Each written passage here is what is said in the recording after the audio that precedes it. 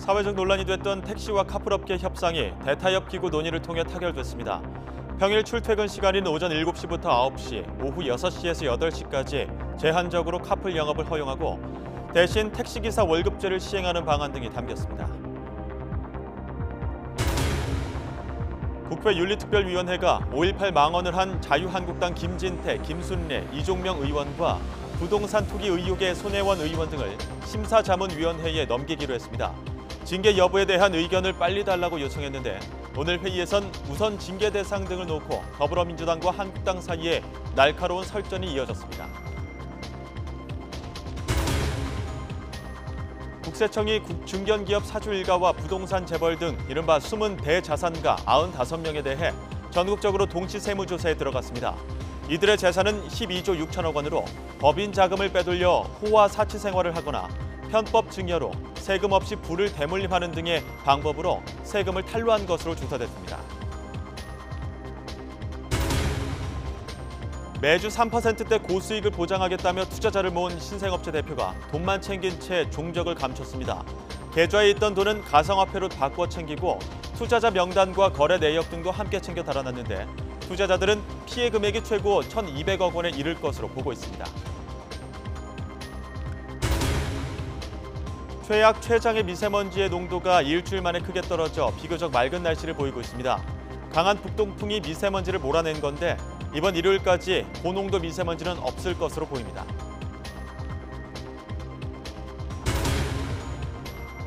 (5.18) 유공자를 명예훼손의 재판에 넘겨진 전두환 씨가 오는 11일 광주지방법원에서 열리는 형사재판에 출석하겠다는 뜻을 밝혔습니다. 부인 이순자 씨도 법정에 나와 재판을 지켜볼 것으로 예상됩니다.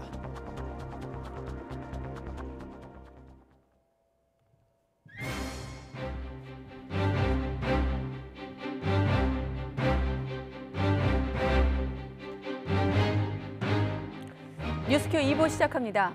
택시기사가 잇따라 분신을 하고 대규모 집회가 열리는 등 사회적으로 큰 갈등이 일었던 택시, 카풀 문제가 극적인 합의를 이끌어냈습니다. 출퇴근 시간 2시간씩 카풀을 허용하는 대신에 택시기사 처우를 개선하기 위해서 월급제를 도입하기로 했습니다. 국회에 나가 있는 취재기자 연결하겠습니다. 자, 김영수 기자. 네, 국회입니다. 네, 평행선을 달렸던 양측 결국 합의까지 왔네요. 네, 그렇습니다. 택시와 카풀업계 그리고 정부와 더불어민주당은 그동안 150여 차례에 걸쳐 공식, 비공식 회의를 진행해 왔는데요. 결국 마지막 회의에서 매듭을 지었습니다. 먼저 카풀 영업은 제한적으로 할 수 있게 했는데요. 오전 7시에서 9시, 오후 6시에서 8시, 즉 출퇴근 시간에는 카풀을 할 수 있다는 겁니다. 단 주말과 공휴일은 제외됩니다. 고질적인 택시기사들의 처우 개선도 합의 사항에 들어갔습니다. 근로시간에 부합하는 월급제를 시행하고 초고령 운전자의 개인 택시를 포함한 다양한 감차 방안을 추진하기로 했습니다. 또 택시 산업의 규제를 크게 줄이고 이른바 규제 혁신형 플랫폼 택시를 올해 상반기 안에 출시하겠다고도 밝혔습니다. 원래 카풀은 자가용과 공유 경제를 합친 형태지만 이번 합의는 자가용 대신 택시와 결합한 형태로 만들어 이해 당사자들의 요구를 맞춘 겁니다. 협상을 이끌었던 민주당 택시 카풀 TF위원장의 말 직접 들어보겠습니다. 플랫폼 기술을 자가용이 아닌 택시와 결합하여 국민들에게 편리한 택시 서비스를 제공함과 동시에 택시 산업과 공유 경제의 상생 발전을 도모한다. 대타협기구는 구체적인 협의를 위해서 실무기구를 조만간 구성한다는 계획입니다. 다만 월급제 시행의 경우 택시 사업자의 부담이 커지는 만큼 실현 가능성에 의문이 제기되고 있고 이번 협상에 다른 모빌리티 업체가 포함된 게 아니어서 갈등의 불씨가 완전히 꺼졌다고 보기는 어렵다는 목소리도 나오고 있습니다. 지금까지 국회에서 YTN 김영수입니다. 네, 2달 동안 공전했던 국회가 겨우 문을 열었지만 시작부터 여야의 날선 신경전이 벌어졌습니다. 5.18 망언 의원 등에 대한 징계 절차를 논의하는 과정에서 회의장 손피켓을 놓고 격돌하며 고성이 오갔습니다. 우철희 기자가 보도합니다. 여야는 국회 윤리특별위원회 회의 시작부터 충돌했습니다. 5.18 망언 의원 제명 촉구라는 더불어민주당 의원들의 손팻말이 단초가 됐습니다. 자유한국당 의원들은 징계 여부를 논의하는 자리에 적절하지 않은 행위라며 뗄 것을 요구했고 분명히 당론입니다. 제가 보니까. 이렇게 한다고 하는 것은 이거 국민이 볼 때 우리를 뭐라 보겠습니까? 다시 한번 요청하는데. 당론이 아니고 국론입니다. 국론. 말씀 조심하세요. 누가 국론입니까? 민주당은 오죽하면 이러겠냐며 한국당이 징계를 하지 않고 있는 게 문제라고 맞받았습니다. 5.18 망원 의원들에 대한 징계는 오늘 상정되는 다른 안건들과 같이 취급한다면 국민적 분노에 직면할 것이라고 생각합니다. 비공개 회의에서도 민주당은 김진태, 김술래, 이종명 의원의 제명을 한 목소리로 요구했습니다. 하지만 한국당은 부동산 투기 의혹의 손혜원 의원과 재판 청탁 의혹이 불거진 서영교 의원 중징계를, 바른미래당은 양측 모두에 대한 강력한 징계를 주장했습니다.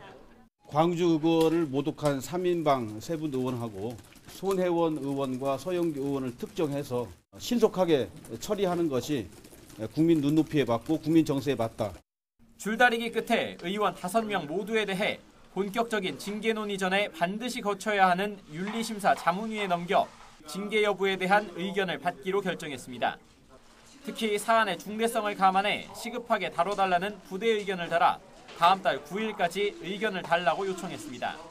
국회 차원의 징계 논의와 별도로 당 차원의 징계에 묵묵부답인 한국당 황교안 대표는 여전히 말을 아꼈고, 당내에서는 윤리위원장을 빨리 새로 선임해서 징계를 마무리 지어야 한다는 의견이 나왔습니다.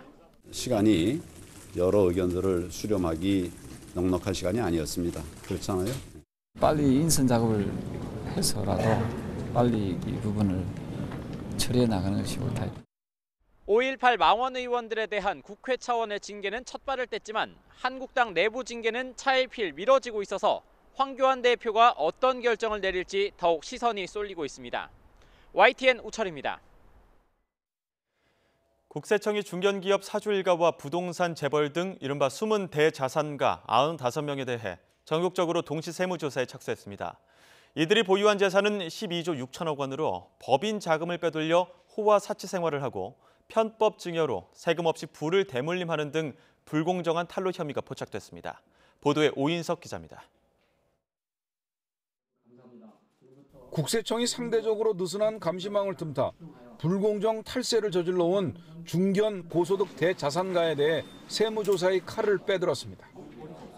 국세청은 중견기업 사주일가 37명을 비롯해 부동산 재벌 10명, 자영업자와 전문직 48명 등 95명의 탈루 혐의를 포착했다고 밝혔습니다. 이들의 보유 재산은 모두 12조 6천억 원으로 한 명 평균 1,330억 원을 보유한 것으로 나타났습니다. 이 가운데 주식이 1,040억 원, 부동산은 230억 원이었습니다. 업종별로는 제조업이 31명으로 가장 많았고 건설업과 도매업, 서비스업, 부동산 관련업 등 업종 전반에 걸쳐 불공정 탈세 혐의가 포착됐고 병원 등 의료업도 3명이 포함됐습니다. 이들은 대기업과 달리 정기 순환 조사와 기업 공시 대상에서 벗어나 있는 등 상대적으로 관리 사각지대에 놓인 점을 악용하여 일부 대기업 사주 일가의 변칙적인 탈세 수법을 그대로 따라하고 있습니다. 국세청은 사주 일가의 해외 출입국 현황을 비롯해 고급 별장, 고가 미술품 등 사치성 자산 취득 내역, 국가 간 정보 교환 자료 등을 종합 분석했다고 밝혔습니다. 대표적인 불공정 탈세 유형은 법인 자금을 유출해 호화 사치 생활을 하고 부동산 등을 통해 자녀들에게 편법으로 재산을 증여하는 세금 없는 부의 대물림이 포착됐습니다. 또 우회거래 등 탈법적 방법으로 세부담을 교묘하게 회피하다 적발됐습니다. 탈세 사실이 확인될 경우 세금 추징은 물론 고의적, 악의적 탈세 수법에 대해서는 법과 원칙에 따라 검찰에 고발 조치하는 등 엄중하게 조치하겠습니다. 국세청은 불공정 탈세 행위가 국민들에게 큰 상실감을 주고 있어 추가로 강도 높은 세무 조사를 실시하겠다고 밝혔습니다. 문재인 정부 출범 이후 국세청이 대기업 대자산가, 고소득 사업자, 역외 탈세, 민생 침해 탈세 사범 등으로부터 추징한 탈루 세금은 10조 7천억 원에 달합니다. YTN 오인석입니다.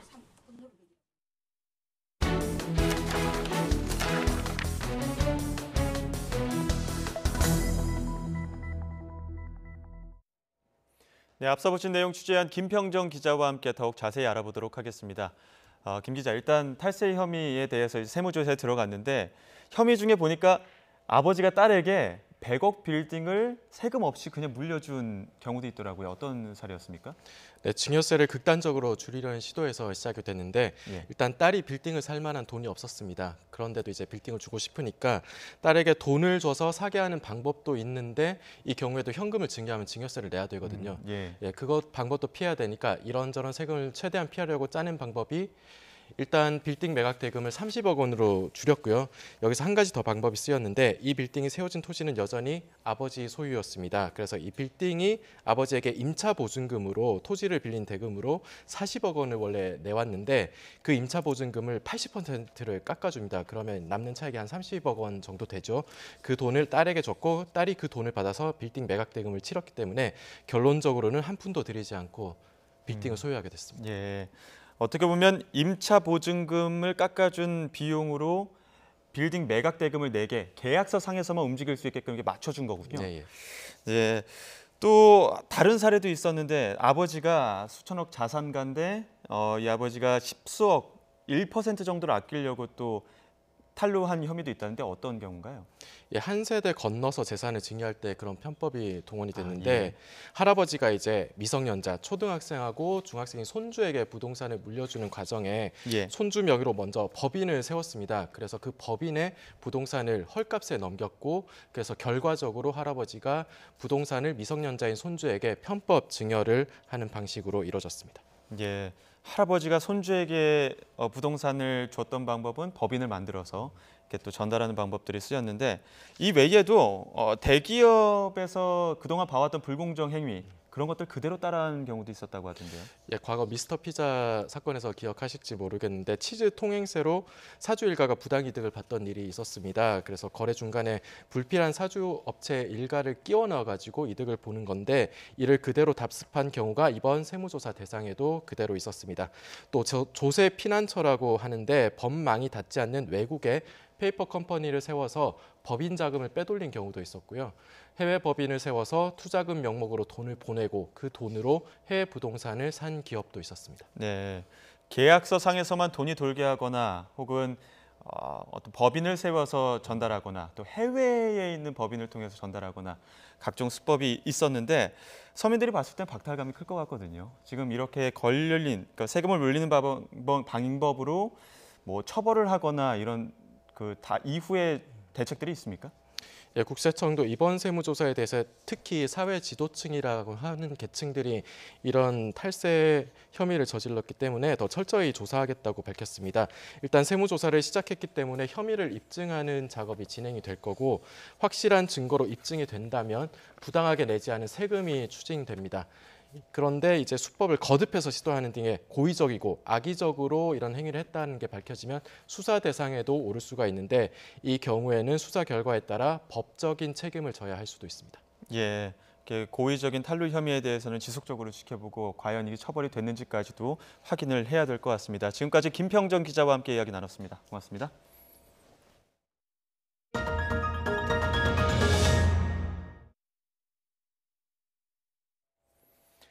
매주 3%대 고수익을 보장하겠다며 투자자를 모은 한 신생업체 대표가 돈만 챙긴 채 잠적했습니다.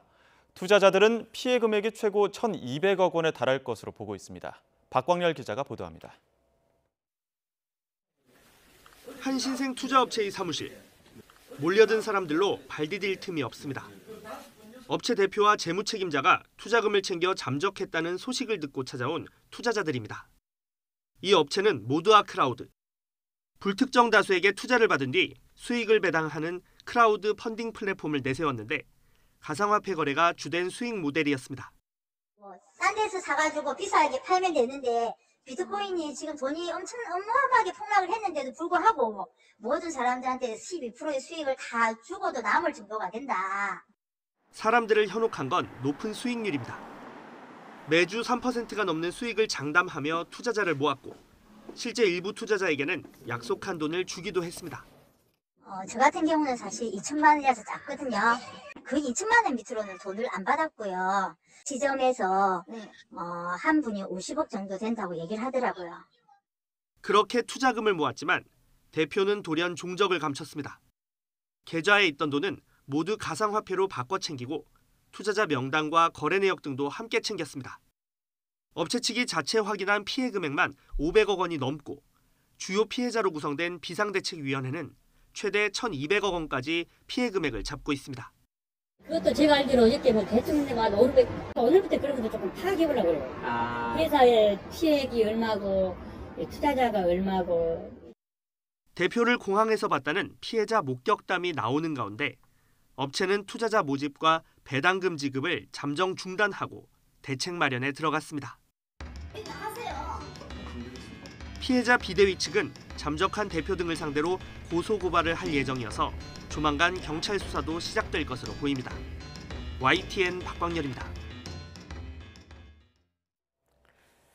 네, 배우 고 장자연 씨 세상을 떠난 지 오늘로 꼭 10년 됐습니다. 신인 배우가 유력 인사들의 성접대를 강요받다가 극단적인 선택을 했다는 의혹이 불거졌지만 당시에 진실을 밝히지 못했고 시간만 흘렀습니다. 지난해부터 부실 수사 여부를 다시 조사한 검찰 과거사위 조사에서 숨겨진 진실이 드러날지 관심이 쏠리고 있습니다. 조성호 기자가 보도합니다. 고 장자연 씨는 지난 2009년 3월 7일 숨졌습니다. 장례를 치른 뒤 장 씨가 남긴 문건이 공개됩니다. 자신을 나약하고 힘없는 신인 배우라며 고통에서 벗어나고 싶다고 적었습니다. 성접대 대상으로 보이는 유력 인사들 이름이 적힌 리스트도 함께 세상에 알려졌습니다. 경찰과 검찰이 수사했지만 재판에 넘겨진 건 소속사 대표와 전직 매니저뿐이었습니다. 리스트 속 인사들은 무혐의 처분을 받았습니다. 지난해부터 대검찰청 과거사 진상조사단은 당시 수사 과정에 대한 재조사에 나섰습니다. 사라졌던 장 씨의 통화 내역을 확인했고 수사망을 피해갔던 조선일보 사주 일가도 불러 조사했습니다. 고인과 술자리에 동석했던 동료 배우와 또 다른 지인까지 입을 열면서 장 씨의 사망과 문건을 둘러싼 새로운 의혹까지 불거졌습니다. 이름들이 쭉 나열되어 있는 페이지가 한 페이지가 넘어갔었고. 한 페이지가 넘어갔어요. 네. 뭐 정치계 인물도 있었어요. 네, 있었고. 국회의원이요? 네. 그 문서의 성격이 유서가 아닌 건 분명하네요. 네, 제가 알기로는 유서가 아닌 걸로 알고 있어서 이 자리에 나온 게 된 겁니다. 성접대 사건 수사를 맡았던 부장검사에게 검찰 내부 인사가 사건을 잘 봐달라고 청탁했다는 새로운 정황도 나왔습니다. 경찰과 검찰 수사 과정 전반을 다시 들여다본 진상조사단은 조만간 예전 수사에 어떤 문제가 있었는지 발표할 예정입니다. 힘없이 세상을 떠난 신인 여배우의 억울함을 풀지 못한 채 10년이란 세월이 흘렀습니다. 검찰의 과거사 재조사를 통해 그동안 감춰졌던 어떤 진실들이 드러날지 주목됩니다. YTN 조성호입니다. 일본군 위안부 피해자인 기로아노 할머니가 2015년 말 한일 위안부 합의에 관한 협상 문서를 공개해달라며 법원에 호소문을 제출했습니다. 민주사회를 위한 변호사 모임 소속의 송기호 변호사는 오늘 서울고등법원에서 열린 위안부 합의 협상 문서 공개 소송 항소심 변론을 마치고 길 할머니의 손편지를 공개했습니다.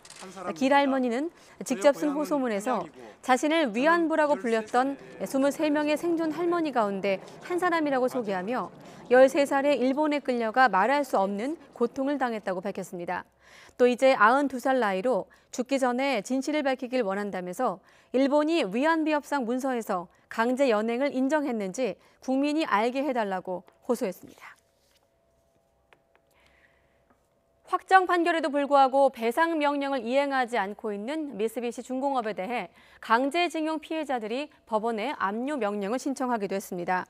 근로정신대 할머니와 함께하는 시민 모임은 강제징용 피해자 양금덕 할머니 등 4명이 미쓰비시 중공업을 상대로 한 자산압류 명령 신청서를 서울중앙지방법원에 제출했다고 전했습니다. 압류 대상은 미쓰비시 중공업 측이 소유하고 있는 한국 내 상표권 2건과 특허권 6건 등입니다. 이에 대해 일본 정부가 극히 심각한 상황이란 입장을 재차 밝혔습니다. 스가 요시히데 관방장관은 정례 브리핑에서 압류 절차가 진행되는 것은 극히 심각한 상황이라며 1965년 한일 청구권 협정에 근거해 일본 정부가 요청한 협의에 한국 정부가 응해야 한다고 주장했습니다. 우리 대법원은 지난해 11월 말 미쓰비시 중공업이 일제강점기 근로정신대 피해자 등 5명에게 한 사람에 약 1억 원씩 배상하라고 판결했지만 미쓰비시 측은 이행을 거부하고 있습니다. 5.18 유공자를 명예훼손해 재판에 넘겨진 전두환 전 대통령이 재판에 출석하겠다는 뜻을 밝혔습니다. 부인 이순자 씨도 법정에 함께 나와서 전 씨의 재판을 지켜볼 것으로 보입니다. 나연호 기자가 보도합니다. 지난 1월 초 전두환 씨는 예고한 대로 법정에 나타나지 않았습니다. 독감에 걸려 몸이 심하게 아프다는 이유를 대며 재판부에 진단서까지 냈습니다. 연세가 많으신 어르신이기 때문에 고열 때문에 식사도 못하시고 기력을 차리지 못하고 계십니다. 그런데 다음 주 재판을 앞두고 전 씨는 변호인을 통해 약속대로 재판에 나오겠다고 밝혔습니다. 지금은 건강이 충분히 회복됐다고 덧붙였습니다. 첫 재판에는 아내 이순자 씨가 함께 올 가능성이 큽니다. 이 씨는 남편과 함께 피고인석에 앉아 재판을 받게 해달라고 요청했는데 재판부는 전 씨 나이와 건강을 고려해 허락했습니다. 피고인의 의사 능력이 부족하거나 심리 안정, 원활한 소통이 필요하면 가족 등은 재판부에 피고인과 동석을 요청할 수 있습니다. 전 씨에게는 이미 구인장이 내려져 있습니다. 검찰은 전 씨가 막판에 출석 의사를 바꿀 수 있다고 보고 구인장 집행을 준비하고 있습니다. 서울 서대문경찰서에 검사를 파견해 여러 상황에 대비할 계획입니다. 5.18 유공자인 고 조비오 신부를 명예훼손해 재판에 넘겨진 전두환 씨. 기소된 지 10달 만에 법정에 서게 될지 관심이 쏠리고 있습니다. YTN 나연호입니다. 네, 구속된 지 1년 만에 풀려난 이명박 전 대통령은 변호인단 접견 없이 가족과 시간을 보내고 내일부터 본격적으로 재판 준비에 들어갈 예정입니다. 보석 실효성 논란 속에서 법원은 매주 이 전 대통령이 보석 조건을 잘 지키고 있는지 점검 회의를 열기로 했습니다. 김대겸 기자가 취재했습니다. 이명박 전 대통령 자택 앞은 평소와 다름없이 한산했습니다. 오전 내내 몇 대의 차량이 드나든 것 외에 차량이나 사람의 출입도 드물었습니다. 오후 한때 취재진으로 북적였던 어제 상황과는 극명히 대비된 모습입니다. 이웃 주민이 찾아오기도 했지만 엄격한 제한 탓에 이내 발걸음을 돌려야 했습니다. 근무교대를 위해 나온 경호처 직원들은 말을 아꼈습니다. 혹시 안쪽 상황이 어떤지 그 한마디만 좀 말씀만 해주시겠어요? 대신 석방에 항의하는 시민단체 회원으로 자택 앞에 소란이 빚어졌습니다. 이 때문에 일부 주민들은 불편한 기색을 내비치기도 했습니다.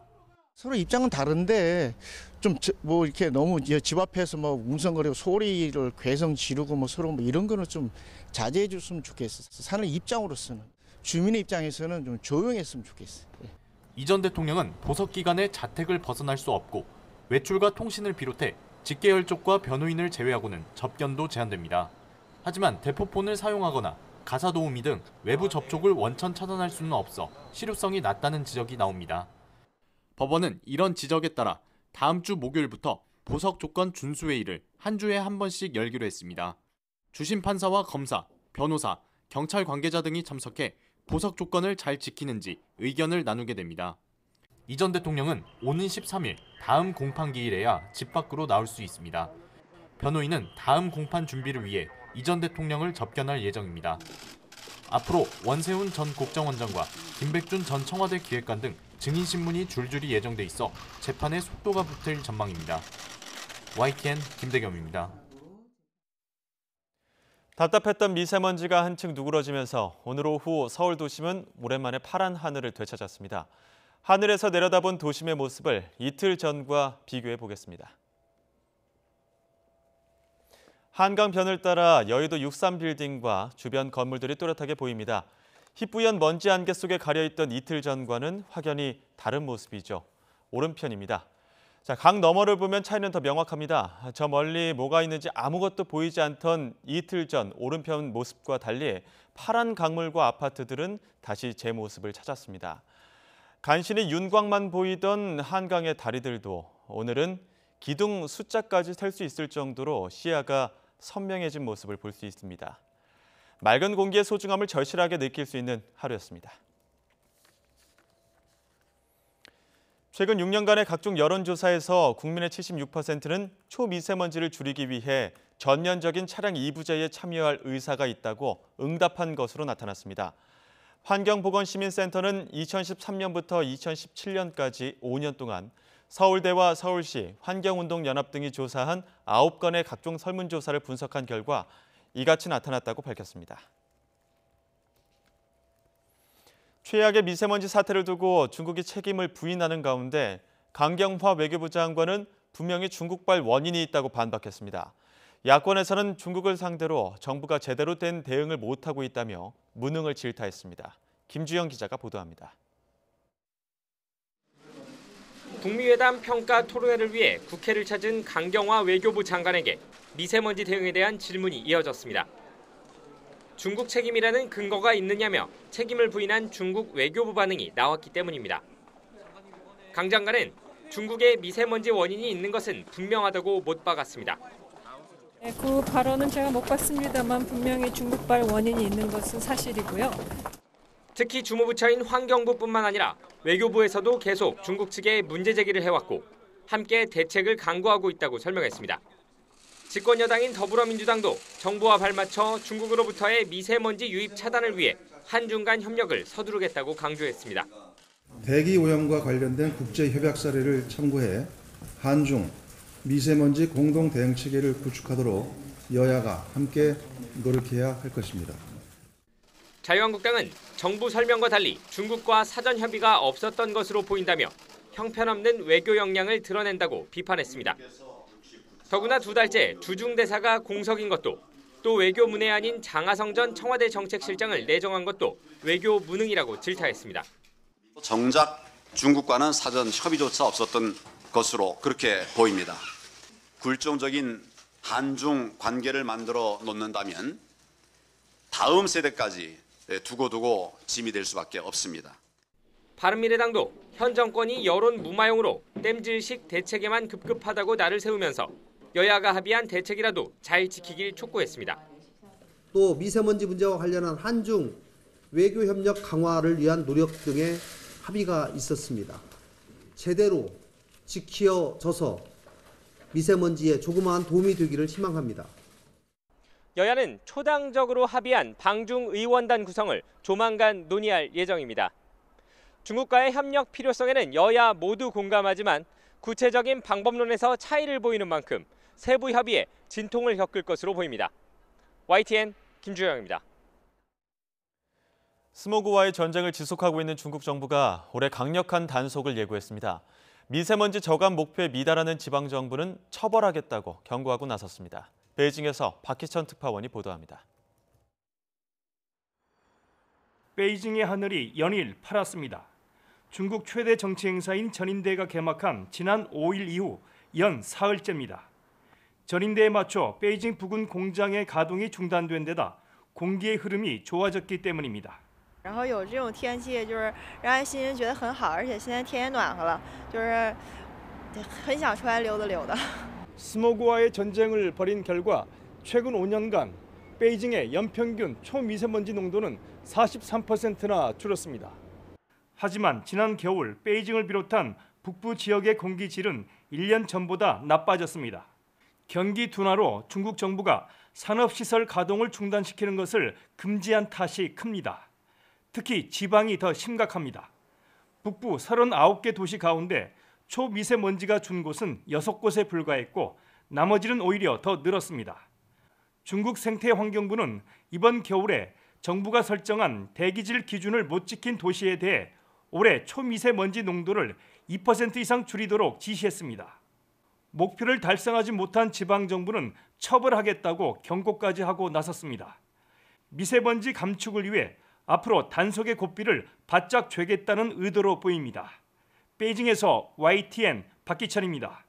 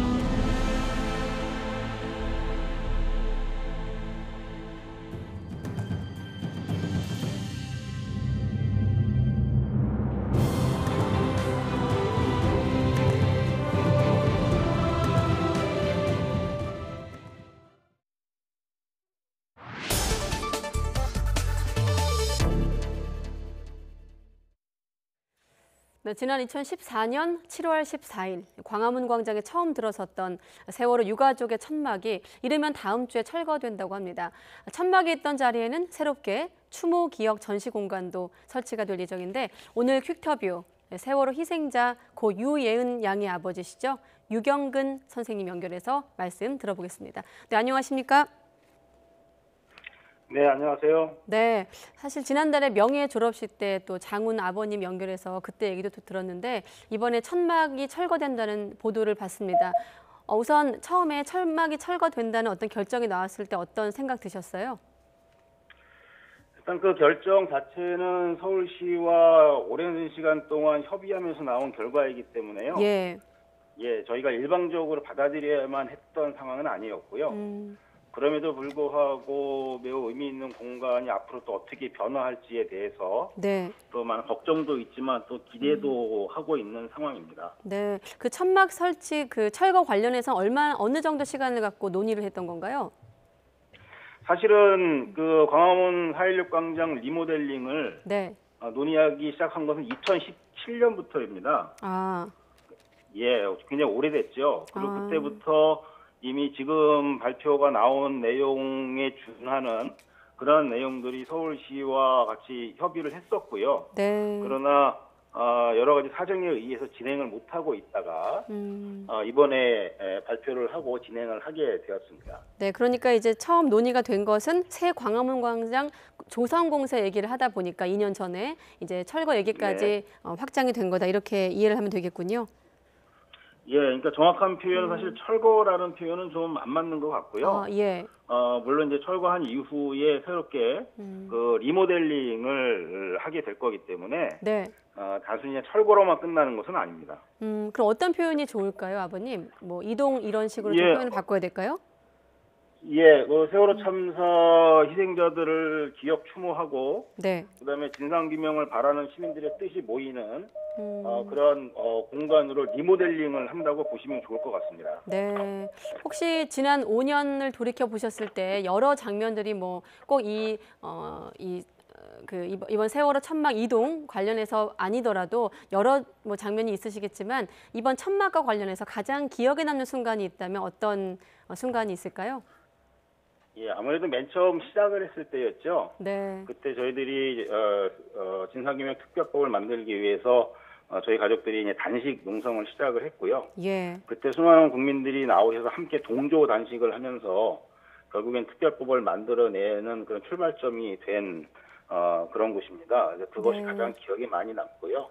그 다음으로는 이 광화문 4.16 광장을 시발점으로 해서 이 촛불혁명이 타오를 수 있었다는 것에 대해서 저희들은 또 다른 의미를 두고 있습니다. 아, 그렇군요. 자, 천막이 이제 이동된 다음에는 제가 듣기로는 이운식이라고 하던데요. 이운식, 영정을 옮기는 어떤 이런 절차를 이운식이라고 하던데 그 이운식 거쳐서 기억 전시 공간이 들어선다고 들었습니다. 어떻게 좀 꾸며질 예정인가요? 예, 단순히 그 공간을 추모하고 애도하는 데서만 그쳐서는 안 될 것 같습니다. 네. 왜냐하면 세월호 참사의 진상 규명이 이제 막 시작이 되는 단계이고요. 특별히 세월호 참사를 안전사고나 해상교통사고로만 여기려고 하는 그러한 프레임이 여전히 작동을 하고 있는 상황에서 저희들은 이 304명이 희생된 이 범죄를 이제 수사해서 진실을 밝히고 안전한 나라로 나가야 되기 때문에 그 공간이 단순히 뭔가 보고 마음으로만 느끼는 곳이 아니라 어떤 시민들의 안전한 사회를 위한 그런 시민들의 뜻이 모이고 또 그것이 행동으로 나올 수 있는 그런 살아있는 광장으로 만들고 싶습니다. 그것도 그런 뜻이 또 서울시와 시민들과 함께 협의가 잘 되고 있고요. 네. 그렇군요. 여전히 잘못된 프레임이 좀 작동을 하고 있다고 말씀하셨는데 어떤 대목에서 좀 그런 걸 느끼세요? 사실 이전 정부, 박근혜 정부에서는 그 세월호 참사를 해상교통사고로만 자꾸 치부하려고 했죠. 네. 그것이 지금 여전히 좀 살아있는 게 아닌가라는 좀 우려를 하고 있고요. 왜냐하면 소위 전문가라고 하는 분들이 그렇게만 자꾸 몰아가려고 하고 그래서 어떤 안전 대책을 세우기만 하면 안전사고 대책을 세우면 세월호 참사의 대책인 것처럼 그렇게 포장을 하는 경우들이 많이 있습니다. 네. 이제 그것은 분명히 아니다라는 것을 좀 말씀을 드리고 싶고요. 예. 가장 중요한 건 당연히 그냥 가만히 내버려 두면 살 수 있는 사람들이 죽었다는 게 가장 중요하거든요. 네. 왜 그랬는가를 이제 밝히는 것이 결국 진상 규명인데 이것을 그냥 그 안전사고나 또는 안전 대책만 세우면 해결된다고 생각하는 것을 좀 뛰어넘어야겠다는 생각을 하고 있습니다. 네, 알겠습니다. 다시 좀 세월호 천막 얘기로 좀 돌아와서 제가 듣기로는 기업 공간이 한 2, 3주 정도 이제 설치 기간 거쳐서 4달 16일, 그러니까 5주기 되기 전에 이제 일반에 공개된다고 들었거든요. 근데 지금 네네. 듣기로는 서울시랑 잘 협의를 통해서 이제 기업 공간까지 이제 만드는 데까지는 협의를 했는데 이 공간을 네. 임시적으로 운영할지 상시화할지를 두고는 좀 네. 서울시랑 견해차가 있다고 들었습니다. 지금 시점에서는 어떻게 협의가 진행 중입니까? 예, 보는 시각에 따라 다르다고 얘기할 수 있는데요. 네. 이제 보도에 보면 저희들은 영구히 보존하는 것을 원하고 서울시는 1년 뒤에 철거하는 것을 원하고 이렇게 좀 보도가 되고 있는데 네. 좀 사실과는 좀 다른 것 같습니다. 분명히 말씀드릴 수 있는 것은 이 광화문 4.16 광장이 세월호 참사 진상 규명이 될 때까지는 어쨌든 유지되어야 한다는 데 대해서는 양쪽 다 충분히 공감을 하고 있고요. 예. 다만 1년 후에 광화문 광장을 재구조화하는 사업이 예정이 되어 있기 때문에 그 사업에 이러한 공감대를 어떻게 반영할 것인가는 앞으로 1년 동안 새롭게 바뀐 광화문 광장을 운영하면서 네. 같이 만들어 나갈 부분인 것 같습니다. 그래서 그거는 이제 1년 동안 이미 충분한 신뢰가 서로 쌓여 있다고 믿고 있기 때문에 네. 그 1년 동안 같이 운영을 하면서 광화문 재구조화 이후에 이 세월호 참사 기억 공간과 다짐의 공간을 어떻게 또 그 계승시켜 나갈 것인가는 앞으로의 과제라고 말씀을 드릴 수 있을 것 같아요. 일단은 그러면 정리를 해보면 서울시 입장 같은 경우 이제 보도가 된 걸로만 놓고 봤을 때는 내년 1월부터 이제 공사가 시작이 되면 기업 공간이 광장에 계속 남아있기 어렵다는 것이 이제 서울시 입장으로 지금 보도가 나가고 있는데 유경근 네. 선생님 같은 경우는 이 부분은 충분히 남은 시간 동안 협의가 가능하다고 보시는 건가요? 네, 그렇게 보고 있고요. 네. 분명히 이제 서울시에서 관련 공무원들이 말씀하시는 게 네. 이 광장을 그때 가면 다 없애버려야 한다라는 취지로 이야기하시는 건 아닌 걸로 알고 있어요. 네. 그때 상황이 현재처럼 유지하기에는 조건이 좀 어렵지 않겠나라는 그런 이제 취지의 말씀을 하신 것 같고요.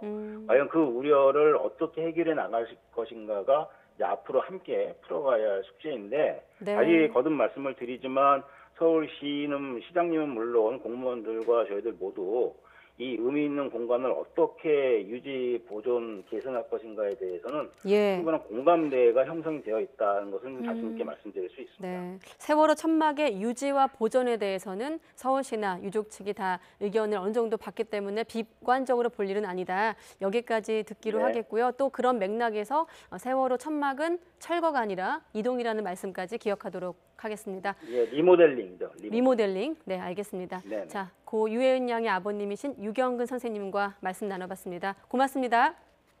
감사합니다.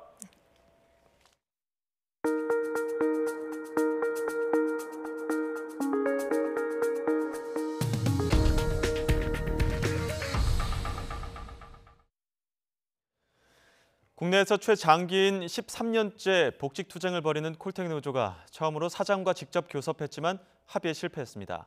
사측 손을 들어준 대법원 판결이 전 정권의 재판거래 의혹 사례로 지목되면서 뒤늦게 협상이 시작됐지만 갈등의 골은 여전히 깊어 보입니다. 차유정 기자가 보도합니다. 콜택 노사가 다시 협상 테이블에 마주 앉았습니다. 지난해 말부터 7차례 결렬된 뒤 이번이 8번째. 사장이 처음으로 교섭에 나섰습니다. 하지만 2시간도 안 돼 끝났습니다. 사측 입장이 좀 잘 전달된 것 같으세요? 네, 서로 좋은 얘기 많이 나눴습니다. 노동자들은 명예회복을 위해 복직 뒤 6개월만 일하고 나가겠다고 했지만 사측에선 복직 불가를 고수했습니다. 보상금 규모에서도 이견을 좁히지 못했습니다. 소통은 잘 되신 것 같으세요? 혹시 노동조합한테 물어보세요. 여전히 회사는 사과와 복직 관련된 부분은 받아들일 수 없다라는 입장을 고수하고 있고 여전히 이 해고 기간 동안의 임금 부분 역시도 상당한 차이가 있음을 오늘도 기타와 음향기기 등을 만드는 콜텍의 노사 갈등은 13년 전으로 거슬러 올라갑니다. 지난 2007년 경영난을 이유로 직원 250명을 정리해고한 겁니다. 노조는 흑자 회사의 부당 해고라며 반발했습니다. 2년 뒤 해고 무효 소송 항소심에서 이겼습니다. 하지만 상고심에선 판결이 뒤집혔습니다. 그런데 지난해 양승태 전 대법원장 시절 이루어진 재판 거래 의혹의 대표적 사례로 지목되면서 다시 판세가 바뀌었습니다. 양승태 변호사의 법원은 정의롭지도 않았고 공정하지도 않았습니다. 13년이 흐르면서 남은 해직자는 25명. 어느덧 나이가 들어 정년 때문에 복직이 아예 불가능해지는 조합원도 있는 만큼 노조는 조속한 타결을 기대하고 있습니다. YTN 차유정입니다. 경제사회노동위원회 문성현 위원장은 노동계 위원들의 불참으로 본위원회가 무산된 것과 관련해 의사결정 구조 개선을 포함한 근본 대책을 마련하겠다고 말했습니다. 문 위원장은 또 오는 11일 다시 본위원회를 개최할 계획이라고 밝혔습니다. 발표 내용 들어보시죠. 오늘 제2차 본위원회를 서울노동청에서 개최를 했으나 역시 개청위원들의 불참으로 의결 정족수를 충족하지는 못했습니다.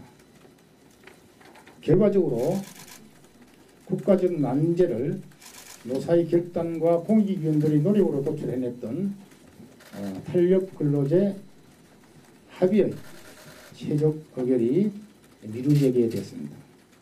상대방의 의견은 받아들이지 않고 내 것만 주장해서는 사회적 대화는 불가능하다고 생각합니다. 오늘 개최된 본위원회에서는 일부의 불참으로 인해 어렵게 마련된 소중한 결과물들이 체결 의결되지 못하는 상황이 재발되지 않도록 구체적 방안을 강구해야 한다는 데 공감대를 이뤘습니다. 저희 위원회는 본위원회를 이번 주말 넘기고 3월 11일 다시 개최할 것입니다. 그래서 미루어진 안건들을 처리할 것입니다. 또한 위원회의 이번에 드러난 탄력근로 확대 합의안 경사노위 의결 무산과 관련해 양대 노총의 반응은 엇갈렸습니다. 민주노총은 계층별 근로자위원 3명의 경제사회노동위원회 불참 선언은 정부가 밀어붙일 식으로 정책 추진을 해서는 안 된다는 것을 입증했다고 밝혔습니다. 한국노총은 어렵게 이룬 사회적 합의를 스스로 걷어차버린 사람들의 가볍고 무책임한 행위에 분노한다고 지적하고 경사노위의 안일한 대응도 비판했습니다.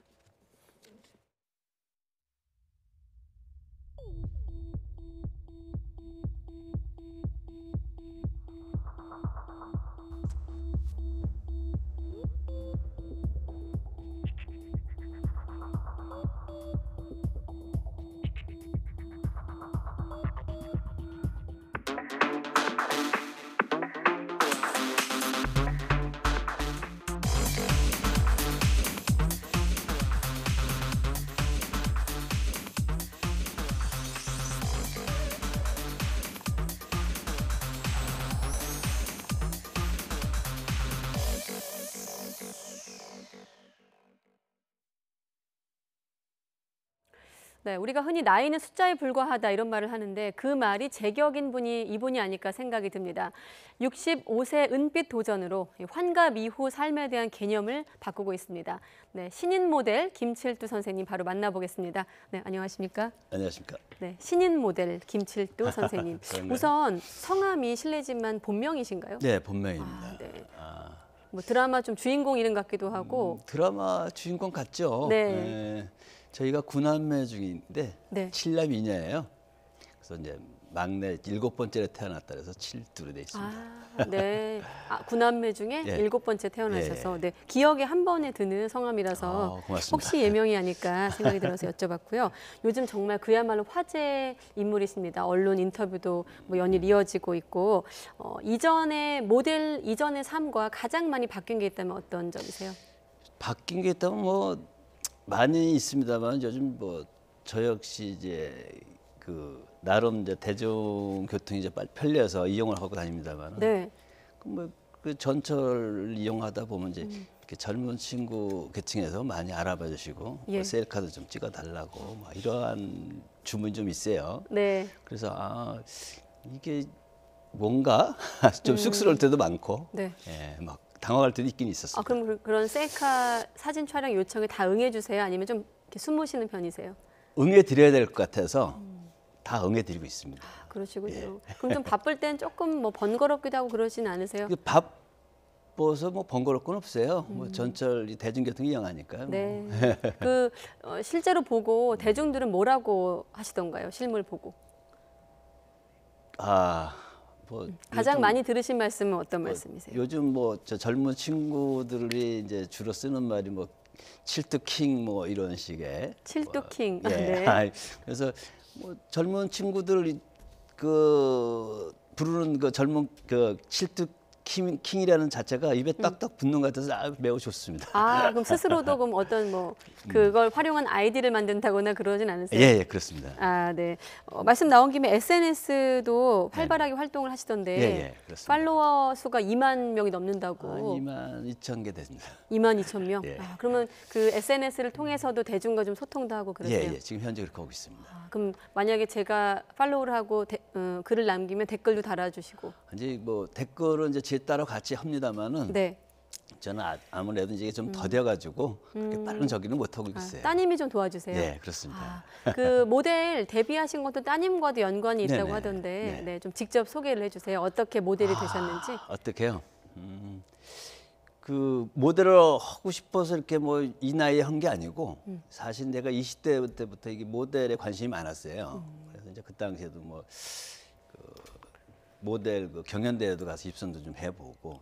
젊은 시절에. 예. 20대 이제 초반에요. 그렇게 하다가 이제 모델에 대한 꿈이 있어갖고 학원도 다녀보고 그랬어요. 그러다 또 뭐 이제 부모님들의 어떤 반대도 있고 해서 또 형편도 그렇고. 예. 그 당시에는. 예, 그렇죠. 그러다가 이제 삶에 이제 이렇게 뭐 직업 찾아다니다 보니까 자연적으로 그 모델이라는 것이 잊혀지더라고요. 네.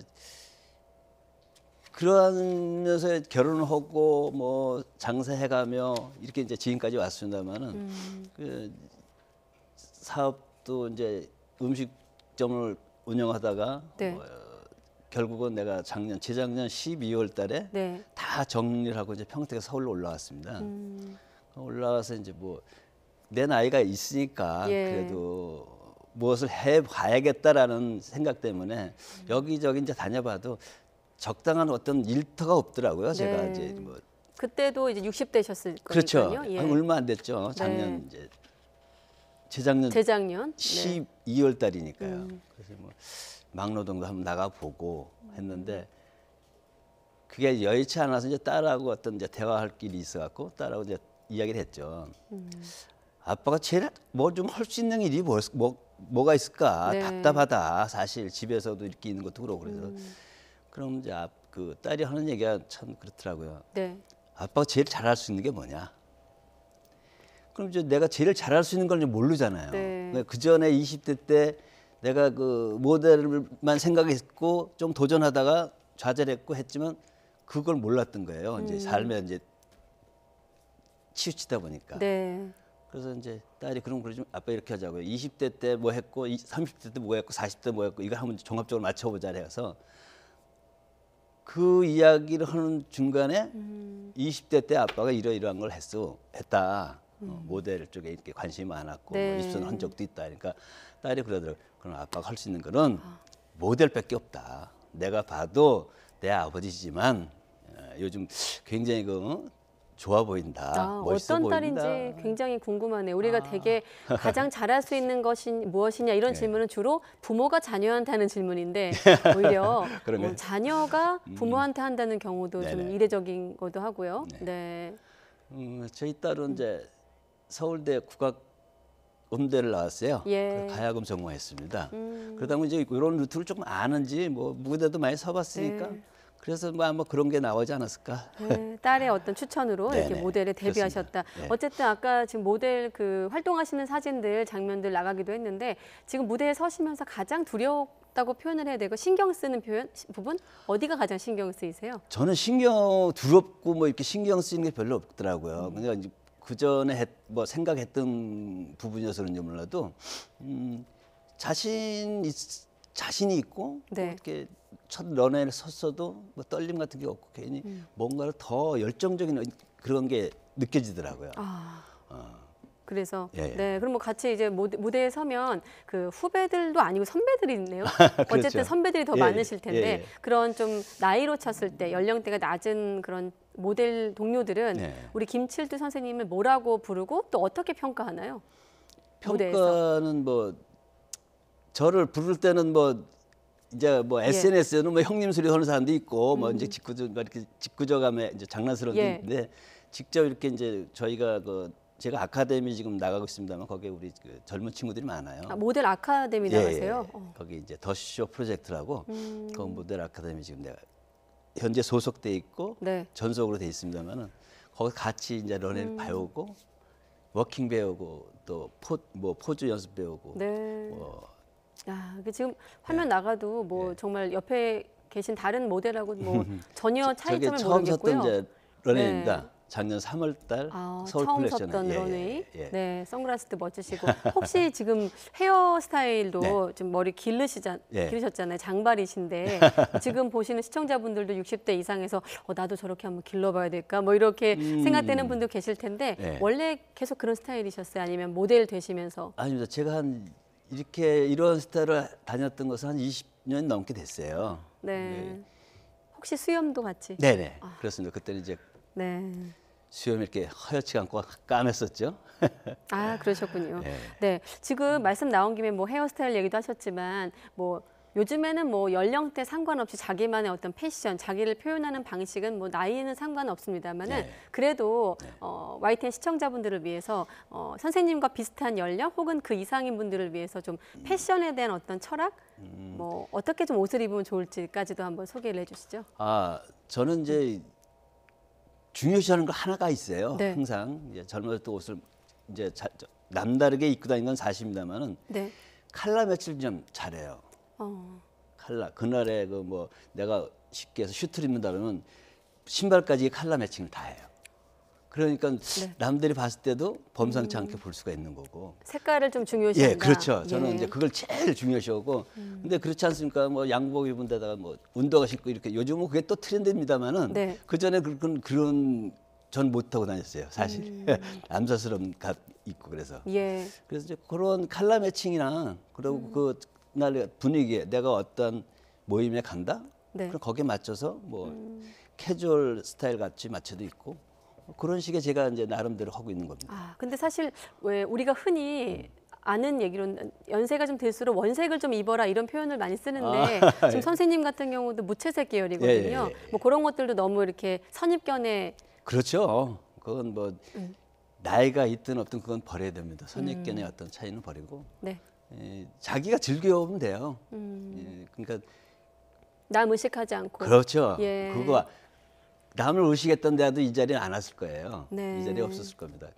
그렇지 않고 의상만큼은 그 옷이 날개라지 않습니까? 사람들의. 그래서 자기 옷만큼은 그래도 자기 개성에 딱 맞춰서 입는 게 최고 좋지 않을까. 남을 의식하지 않고 일단 김칠두 모델 같은 경우는 색깔을 좀 중요시하기 때문에 그렇습니다. 그런 부분을 좀 팁으로 시청자분들께 드리고 싶다는 말씀 들어봤습니다.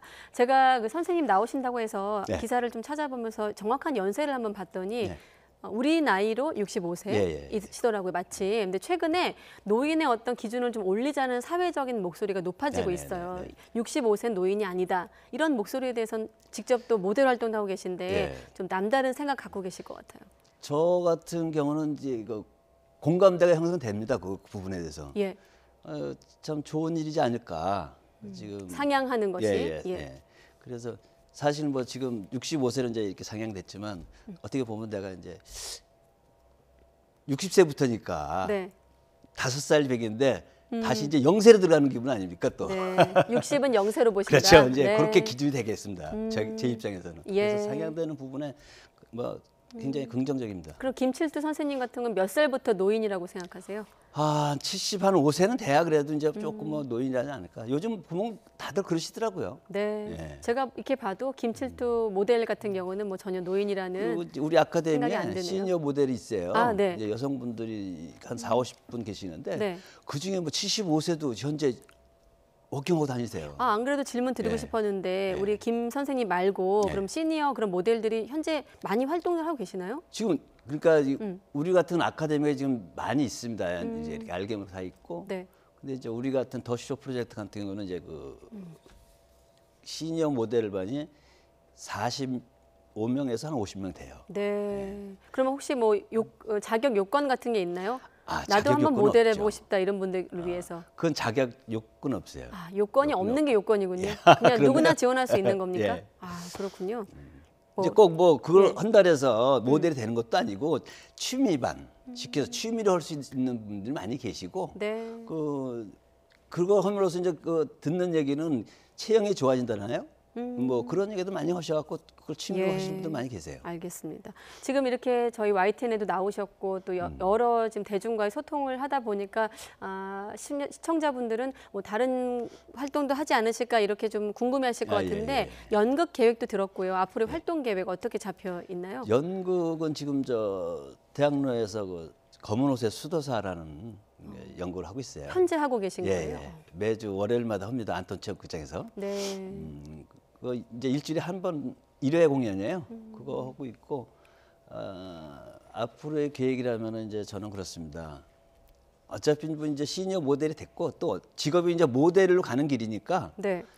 그래도 우리나라 그 시니어 대표를 위해서 대표로 서서 그 세계적인 그 패션위크 4대 패션위크 쪽에 하늘라도 서보고 싶은 게 제 꿈입니다. 아, 그 4대 계획이고요. 패션위크. 예. 그러면 혹시 모르는 분들을 위해서 4대 패션위크라고 뭐 하면 뉴욕 패션, 뭐 런던 패션, 그 뭐 밀라노 뭐 이렇게 있어요. 파리까지? 예. 그렇게 4대 패션쇼에 서는 게 계획 목표다. 그렇죠. 네. 앞으로 저희도 좀 지켜봐야 될 것 같고 지금 이렇게 방송 보시면서 60대 이후 시청자분들은 조금 어떻게 보면 글쎄요, 좀 나도 한번 인생 설계를 다시 한번 해봐야겠다 이런 분들도 계실 것 같아요. 네, 새로운 도전. 앞서 5세라고 하셨잖아요. 네, 60세가 0세이기 때문에 이런 분들을 위해서 좀 계획을 세우고 있는 분들께 좀 희망의 메시지를 좀 전해주세요.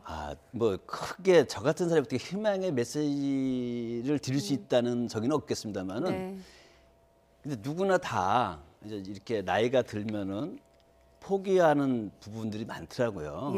그래서 저는 항상 이야기를 합니다만은 그 나만이 갖고 있는 장단점이 무조건 다 있을 거다 이거죠. 네. 그냥 그것을 장점만 살려서 또 한번 뭔가 나라는 사람을 발견할 수 있는 그런 게 분명히 필요하지 않겠냐.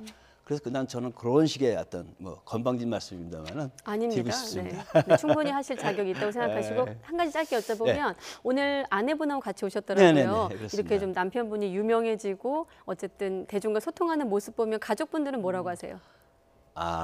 뭐 이제 일단은 딸은 아빠를 후원자였고 네. 집사람은 처음에 좀 안 좋아했죠. 왜 뭐 모델이란 직업이 다 알다시피 뭐 좀 경제적으로 조금 힘든 부분이 있어요. 그래서 아무래도 이제 남자가 가장인데 조금이라도 좀 보탬이 돼야 되는데 그 부분이 조금 안 좋던데 지금 좀 많이 좀 달라지고 있습니다. 아주 이제 긍정적으로 돌아섰고. 그러니까 또 오늘 YTN도 같이 오지 않으셨을까 이런 생각이 들고 앞서 말씀하신 대로 4대 패션위크 무대에 서는 날을 함께 기약을 해보도록 하겠습니다. 네, 모델 신인 모델 김칠두 선생님 만나봤습니다. 고맙습니다. 감사합니다.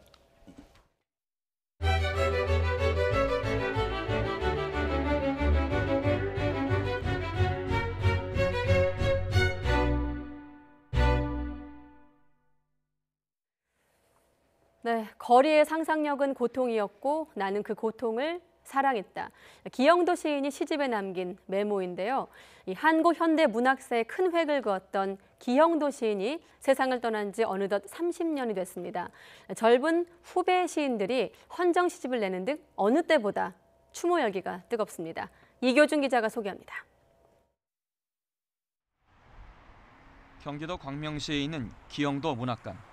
건물 벽에 걸린 대형 현수막에 적힌 정거장에서의 충고의 식구가 눈에 들어옵니다.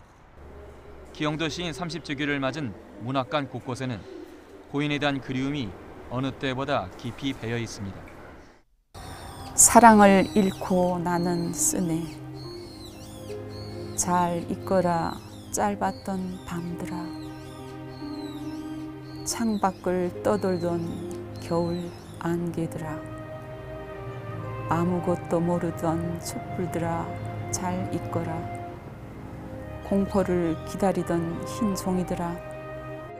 암울한 시대를 견디다 29살의 젊은 나이에 불현듯 숨을 멈췄지만 그의 유고 시집 입속의 검은 잎은 지금까지 30만 부를 돌파할 정도로 시대를 넘어 꾸준한 사랑을 받고 있습니다.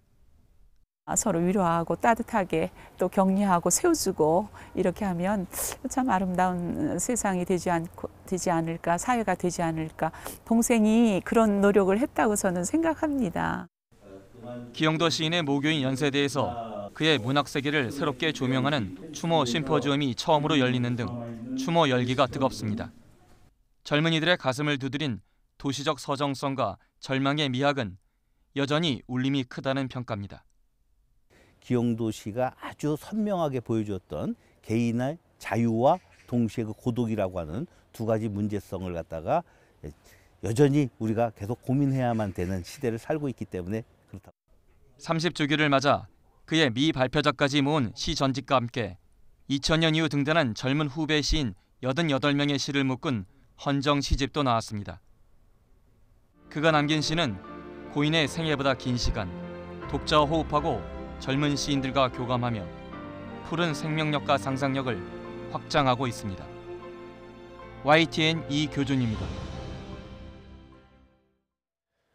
보이스피싱 수법이 날로 교묘해지고 있습니다. 070 전화나 어설픈 사투리가 통하지 않자 요즘은 010 번호를 쓰거나 그럴싸한 표준말로 속인다고 합니다. 지환 기자가 보도합니다. 고객이 신청하신 최대한도는 3천만 원까지 가능하시고요. 금리는 연금리 5.5%의 상환기간 60개월입니다. 5년이고요. 불법적으로 사용된 내용이 발견이 되신다면 본인 명의의 금융계좌 동결과 함께 불법 자금은 국고로 환수 조치되실 거예요.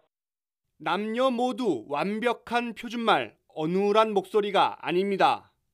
걸려온 번호도 앞자리가 010인 일반 휴대전화, 게다가 민감한 금융 정보까지 알고 있었습니다. 평상시엔 받는데 저기 070이나 이런 이상한 전화는 받지 않고 010으로 올 때는 무슨 전화번호인지 모르기 때문에 그럴 땐 받을 수가 있죠. 수법은 이렇습니다. 중국 칭다오와 옌지 지역의 본부와 콜센터를 둔 일당은 가장 먼저 국내의 서버 관리팀과 현금 수거팀을 만들었습니다. 그 다음 010 번호 발신이 가능한 휴대전화 유심칩을 개당 2, 3만 원에 사들였습니다. 한국에 있는 서버 관리팀에서 이게 마치 국내 전화 온 것처럼 해서 발신 표시를 핸드폰에 뜨는 발신 표시를 연장을 합니다. 그러면 국내 피해자 입장에서는 이게 국내 전화로 오인하게 되는 거죠. 신용평가회사로부터 개인 금융 정보를 빼돌린 뒤 돈이 급한 사람을 골라 저금리를 미끼로 전화를 걸었습니다. 검찰이나 금융감독원으로 속이기도 했습니다. 보이스피싱 4개 조직이 이런 수법으로 피해자 360여 명에게 뜯은 돈은 80억 원. 경찰은 서버관리팀장 중국인 24살 A씨와 유심칩 모집팀장 B씨 등 23명을 구속하고 17명을 불구속 입건했습니다. 또 중국에 있는 총책 3명은 인터폴에 적색 수배를 내린 뒤 추적하고 있습니다. YTN 지환입니다. 충북 음성에 있는 닭고기 가공 공장에서 암모니아 누출 사고가 발생했습니다. 화물차가 적재함을 연체 이동하다가 아모니아 가스 배관에 부딪힌 것으로 보이는데 이 사고로 작업자 20여 명이 병원으로 이송됐습니다. 이성우 기자입니다. 방제복을 입은 소방관이 공장 이곳저곳을 돌아다니고 있습니다. 공장에는 출입을 금지하는 통제선이 설치돼 있고 바닥에는 흡차포 등이 어지럽게 널려 있습니다. 오전 9시 40분쯤 충북 음성군 금화궁에 있는 닭고기 가공 공장에서 암모니아 가스 누출 사고가 발생했습니다.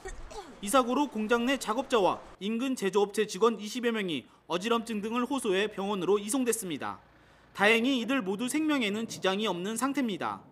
하지만 외부에서 누출된 암모니아 가스가 공장 내부로 흘러 들어가면서 안에서 작업 중이던 직원 300여 명이 긴급 대피했습니다. 암모니아도 냄새가 좀 나잖아요. 그게 냄새 나서 저 사람들이 전달전달이 안 나와요. 사고는 이 공장에 물건을 납품하고 돌아가던 화물 차량이 적재함 덮개를 연 채 이동하다가 건물과 건물 사이에 있는 암모니아 가스 배관을 충돌해 일어난 것으로 알려졌습니다. 사고가 나자 업체 측은 암모니아 가스 탱크 밸브를 차단해 추가 누출을 막았습니다. 신고를 받은 소방당국은 현장에 차량 20대와 인력 110명을 투입해 물을 뿌려 암모니아 가스를 희석하는 등 현장 수습에 나섰습니다. 날개식으로 이렇게 열리는 거 있잖아요. 그걸 이제 한쪽을 이걸 안 닫은 거예요. 안 닫은 상태에서 그냥 오다 보니까 그 공중에 암모니아 가스 배관인데 그걸 친 거예요. 소방당국은 공장 내 1200kg 규모 암모니아 탱크에 남아있던 암모니아 가스 100kg이 누출된 것으로 추정하고 있습니다. 경찰은 이번 암모니아 누출 사고와 관련해 가스 배관을 들이받은 화물차 기사와 공장 관계자들을 상대로 안전수칙 준수 여부 등을 조사하고 있습니다. YTN 이성호입니다. 노인 요양시설의 전기 제품 둘 가운데 하나꼴로 화재 위험에 노출돼 있는 것으로 드러났습니다. 대부분 기증받은 것들이라 관리나 단속이 제대로 이루어지지 않았고 규정도 아예 없었습니다. 백종규 기자의 보도입니다. 지난해 1월 경남 밀양 세종병원에서 불이 나 190여 명의 사상자가 났습니다. 불길이 치솟았지만 거동이 불편한 노인들이 대피하지 못하면서 대형 참사로 이어졌습니다. 당시 화재 원인은 오래된 전기시설 합선이었습니다. 1년이 훌쩍 지난 지금 노인병원과 비슷한 요양시설의 전기 안전 실태는 어떨까? 한국소비자원이 수도권 노인요양시설 20곳을 조사한 결과 여전히 화재 위험에 크게 노출돼 있었습니다. 먼저 대형 가전제품 411대 가운데 절반이 넘는 239대가 권장 사용 기간을 훌쩍 넘은 것들이었습니다. 냉장고 방열판 대부분은 먼지 등으로 뒤덮여 작은 불꽃에도 화재에 노출돼 있었습니다. 요양시설 10곳 가운데 9곳은 사용 기한을 훌쩍 넘긴 냉장고를 사용하고 있었습니다. 세탁기는 반드시 덮개와 접지가 있는 콘센트를 사용해야 하지만 세탁기 57대 가운데 33대가 이를 지키지 않았습니다. 또 여러 제품을 하나의 콘센트에 문어발식으로 사용해 녹아내린 콘센트도 발견됐습니다. 이렇게 문제가 심각하지만 노인요양시설 전기 제품은 대부분 기증받은 것들이기 때문에 관리 감독이 쉽지 않습니다. 이 기증받은 제품은 안에 내부 상태를 확인하고 기증을 받았는지는 확인할 수 없기 때문에 그 시설 관리자 담당자들이 그걸 한번 보고 자기 본인들이 판단해서 그 1년이든 2년이든 괜찮다 싶으면 2년에 한 번이라도 요청을 해서 받도록 하는 것이 맞지 않겠나 싶습니다. 소비자원은 보건복지부에 전기제품 평가 기준을 만들고 화재 취약시설에 전기 안전 점검을 의무화하는 방안을 마련할 것을 요청하기로 했습니다. YTN 백종규입니다.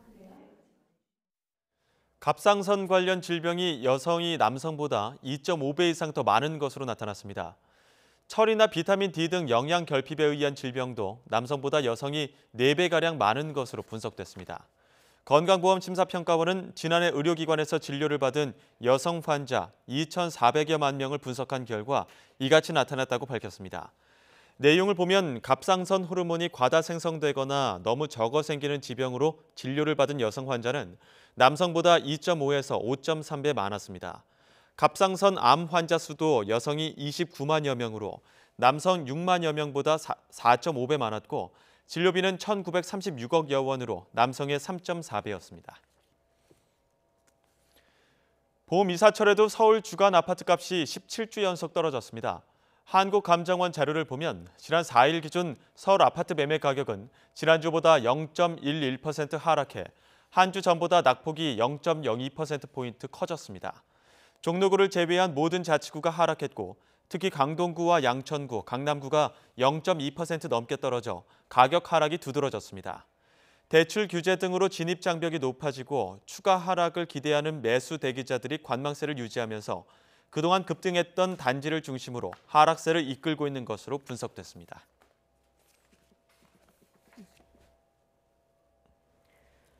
트럼프 미국 대통령은 북한의 동창리 미사일 발사장 복구가 사실이라면 아주 실망할 것이라고 밝혔습니다.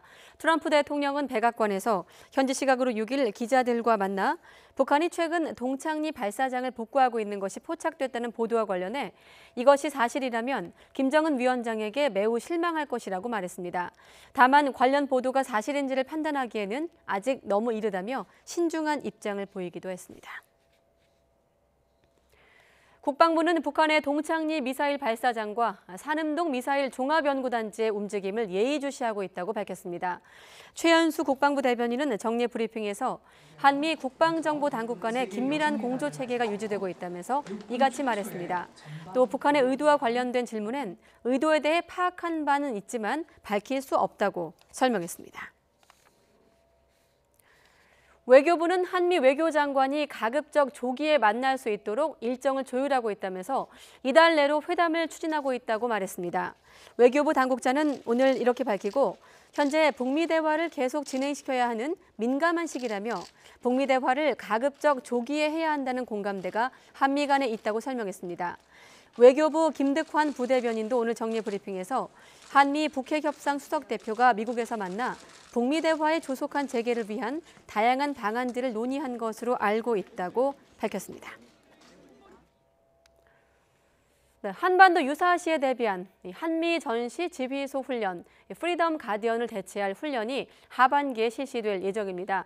19-2 동맹 이렇게 훈련으로 불리는 이번 훈련은 한국군의 전시 독자적 작전 능력 강화에 초점이 맞춰질 전망입니다. 김세호 기자의 보도입니다. 한미는 한반도 유사시에 대비한 기존의 연합지휘소 훈련인 프리덤 가디언을 19-2 동맹이라는 명칭으로 변경해 진행합니다.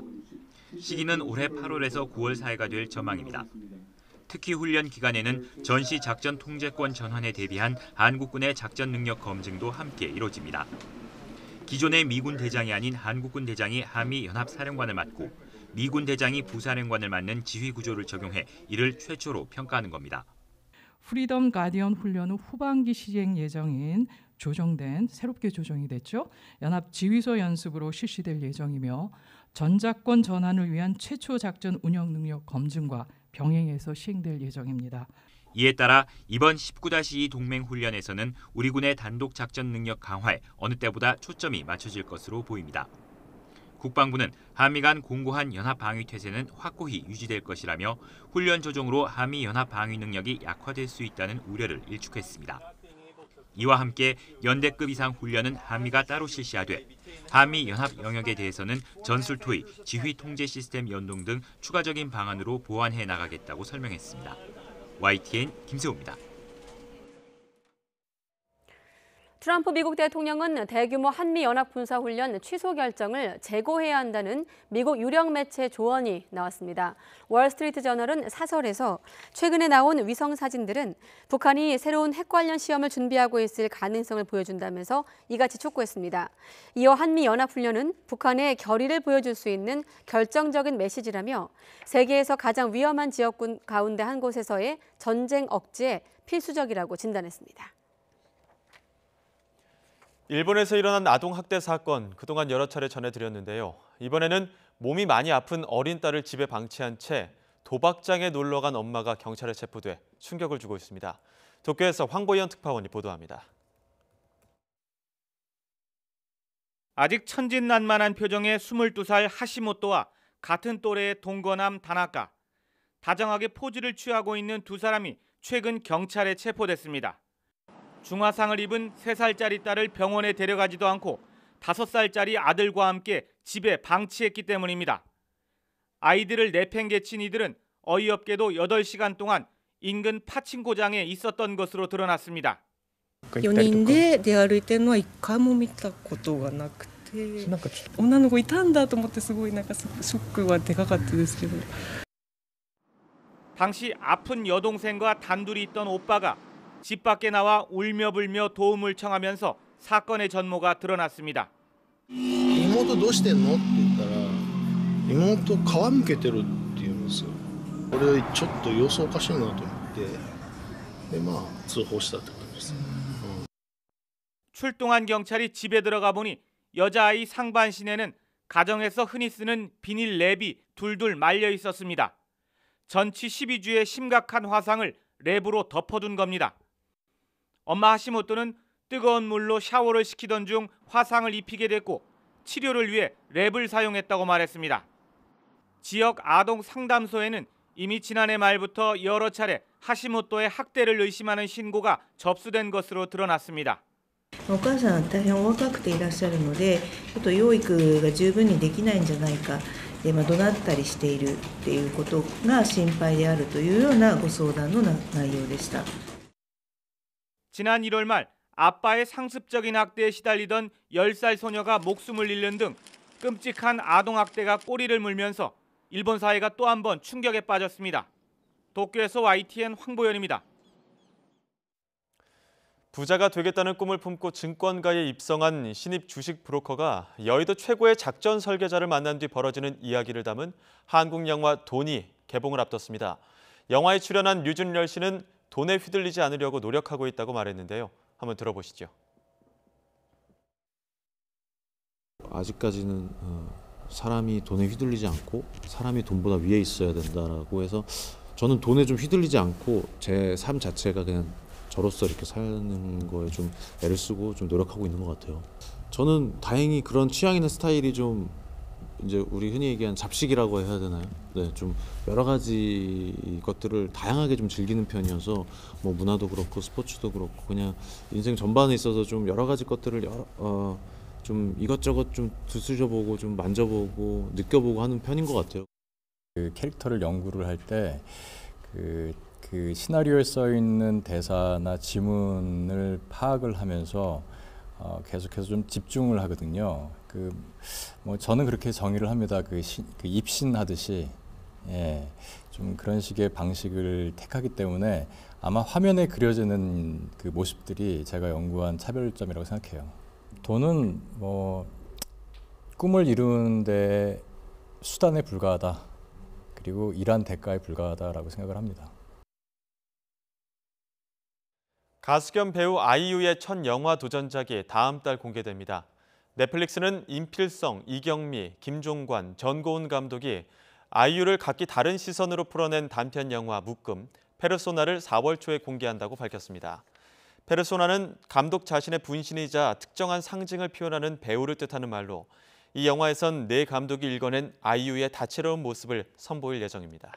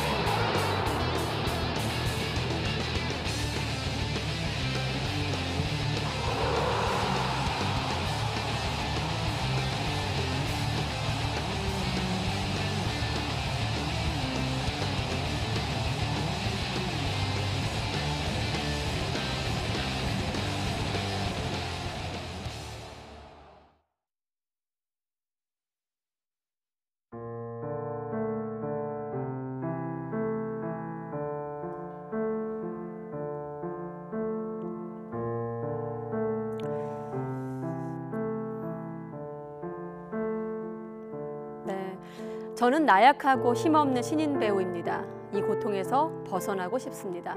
이른바 장자연 리스트를 남기고 그녀가 떠난 지 꼭 10년이란 시간이 흘렀습니다. 그녀가 지목했던 10여 명은 결국 혐의 없음 처분을 받았고 이 부실 수사 의혹이 일자 지난해 검찰 과거사위원회가 다시 들여다보기 시작을 했죠. 고인의 동료 배우는 자신을 드러내면서 당시의 부실 수사에 대한 이야기를 폭로했고 또 다른 지인도 입을 열었습니다. 억울한 죽음에 대한 증언들, 그 파편들이 하나둘 세상으로 던져지고 있습니다. 소비되지 않고 진실 찾기로 귀결될지 조만간 나올 과거사위 발표가 주목되는 이유입니다. 뉴스 큐레이터였습니다.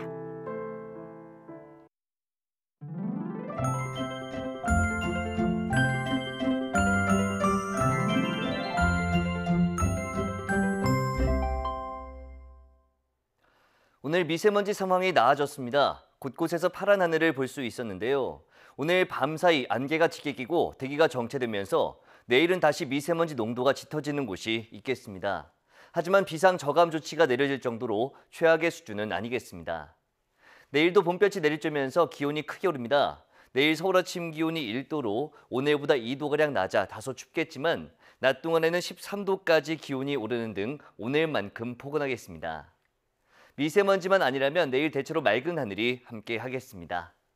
내일 아침 기온 오늘보다 1도에서 4도가량 낮겠습니다. 서울 1도, 대전 영하 1도, 광주 0도, 부산 6도로 예상됩니다. 낮 기온은 오늘과 비슷하거나 조금 높겠습니다. 서울 13도, 대전 15도, 광주 17도, 부산 15도로 예상됩니다. 주말인 모레는 구름만 많은 가운데 포근한 봄 날씨가 이어지겠고 일요일에는 전국에 비가 내리며 미세먼지를 한 번 더 씻어낼 것으로 전망됩니다. 지금까지 날씨 정보였습니다.